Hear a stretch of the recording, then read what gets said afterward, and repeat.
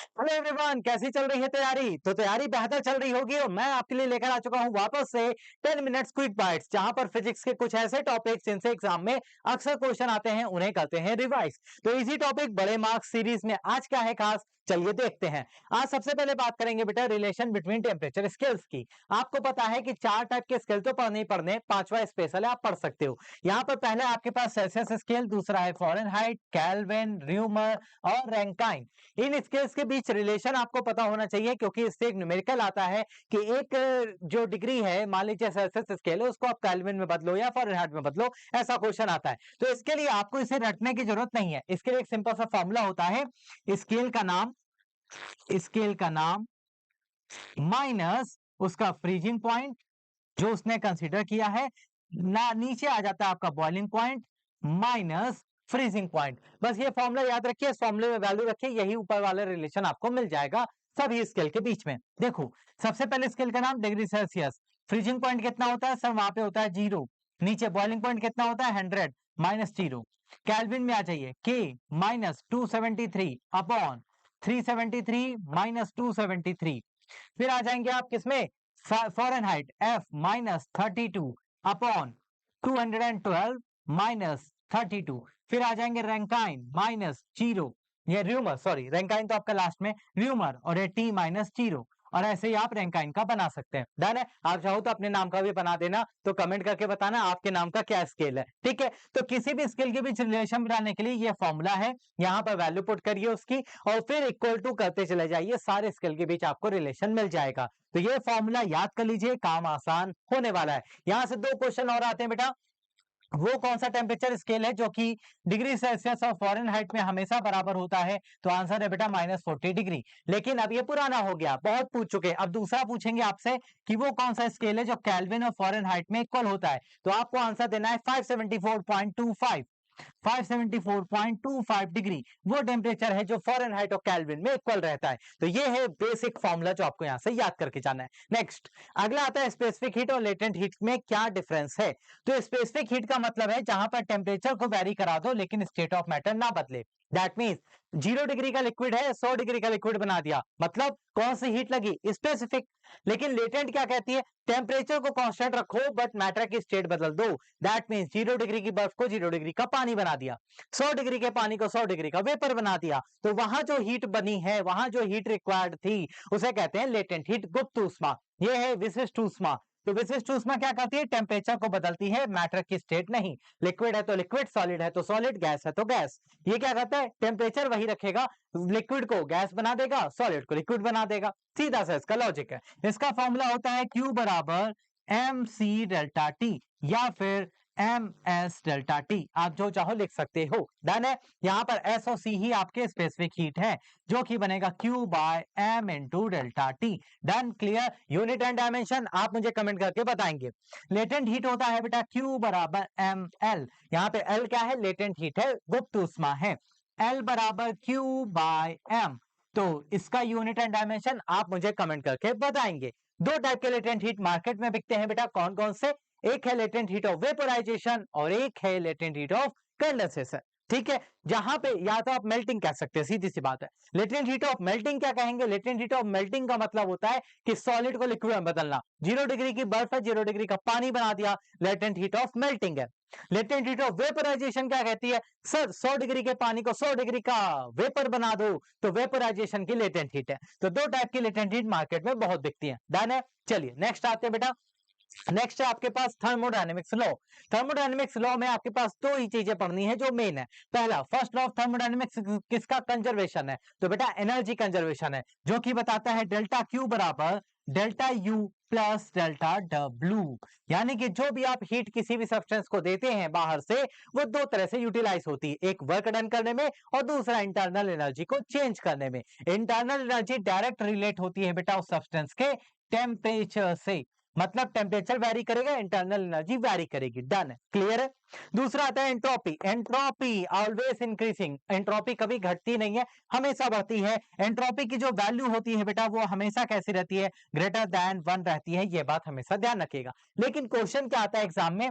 किस टेम्परेचर पर एंट्रोपी 0 हो जाती है? तो एंट्रोपी को अगर आपको 0 करना है क्या करना है सर? 0। तो आपको टेम्परेचर लेना पड़ेगा एब्सोल्यूट 0, 273.15 डिग्री सेल्सियस माइनस, तो ये आपका है एब्सोल्यूट 0 यानी कि 0 केल्विन। उस टेम्परेचर पे एंट्रोपी आपकी 0 मिलेगी। डन है, क्लियर है, एकदम आसान है, एकदम बढ़िया से समझ में आ गया, कोई दिक्कत समस्या नहीं है। नेक्स्ट आते हैं साउंड एंड वेव्स के बारे में। साउंड एंड वेव्स में टाइम पीरियड एसएचएम का बहुत क्वेश्चन आता है, रिपीटेड आता है, न्यूमेरिकल आता है। बेटा टाइम पीरियड के बारे में बात करेंगे तो फॉर्मूला होता है T is equal to 2 pi under root L by G। बात क्लियर है एकदम अच्छे से। यहाँ पे T और L के बीच रिलेशन पूछते हैं तो T is directly proportional to under root L होता है, लेकिन एक रिलेशन और पूछते हैं बेटा कि अगर हम T directly proportional to L यानी कि मैं स्क्वायर फॉर्म ले लू, इसको ऐसे कर दो T square directly proportional to L, तो इसका जो ग्राफ बनेगा वो कैसा बनेगा? L और T स्क्वायर के बीच जो ग्राफ बनेगा वो बनेगा हमेशा straight line, straight line graph बनेगा। ये क्वेश्चन आ चुका है एनडीए में 2 बार कि बताइए T स्क्वायर और L अगर प्रोपोर्शनल है तो उनके बीच बनने वाला ग्राफ कैसा है? तो आंसर है स्ट्रेट लाइन ग्राफ बनेगा, डायरेक्ट सीधा V बराबर IR, ओम्स लॉ आपको पता है, ठीक है। तो यहाँ पर टाइम पीरियड जो होता है वो सिर्फ और सिर्फ लेंथ ऑफ वायर पर डिपेंड करता है बेटा, और G की वैल्यू पर डिपेंड करता है, इसके अलावा किसी पर डिपेंडेंसी नहीं है। तो ये क्वेश्चन कई बार आते हैं, लेंथ को डबल कर दिया टाइम पीरियड कितना हो गया, लेंथ को आधा कर दिया टाइम पीरियड कितना हो गया, ये सारे क्वेश्चन आपसे पूछता रहता है। नेक्स्ट आते हैं साउंड वेव। साउंड वेव का नेचर कैसा है सर? ये लॉन्गिट्यूडनल वेव है। लॉन्गिट्यूडनल वेव का मतलब क्या है सर? ये कंप्रेशन और रेयरफैक्शन बनाती है, संपीड़न और विरलन बनाती है सर, संपीड़न और विरलन बना के चलती है। और इसका सबसे बेस्ट एग्जांपल क्या है? ये क्वेश्चन एनडीए ने 2 बार पूछा है बेटा कि साउंड वेव को कैसे डिफाइन करेंगे।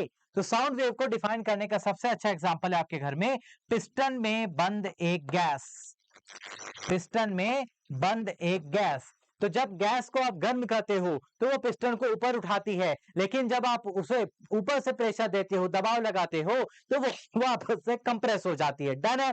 तो बेटा कंप्रेशन रेयरफैक्शन, कंप्रेशन रेयरफैक्शन, तो ये साउंड वेव को डिफाइन करने का सबसे बेस्ट एग्जांपल है। कंटेनर में पिस्टन लगे हुए कंटेनर में बंद एक गैस, वो बार बार एक्सपैंड करेगी, बार बार कंप्रेस करेगी। अगर आप ये खेल इसके साथ खेलोगे तो इस साउंड वेव के नेचर को दिखाता है। ओके, साउंड वेव की अगर नॉर्मल बात करें स्पीड की, तो बेटा हवा में स्पीड सबसे कम है, गैसेस में स्पीड सबसे कम है, लिक्विड में ज्यादा है, सॉलिड में सबसे ज्यादा है। एयर में अगर आप रेंज की बात करेंगे तो बेटा एयर में आपको रेंज मिल जाती है लगभग 350 के अराउंड, ठीक है, 330 से लेकर 350 के बीच में आपको जनरली रेंज मिल जाती है। लिक्विड में बेटा 1500 1500 मीटर पर सेकंड की रेंज में होती है, और सॉलिड में लगभग 5000 मीटर पर सेकंड की रेंज में आपको फ्लो करता हुआ साउंड दिखाई देता है। साउंड 3 तरीके से आपको मिलता है on the basis of frequency. Frequency के बेस पे बेटा अल्ट्रासोनिक साउंड वो होता है जिसका frequency greater than 20 kilo hertz हो जाए।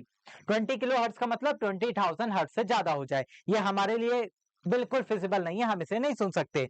ऑडिबल साउंड जिसका फ्रीक्वेंसी 20 हर्ट्ज से लेकर 20 किलो हर्ट्ज के बीच में आ जाए तो यह बनेगा आपका ऑडिबल साउंड, जिसे हमारे कान आसानी से सुन पाते हैं। और इंफ्रासोनिक वो है जिसका फ्रीक्वेंसी लेस देन 20 हर्ट्ज होता है।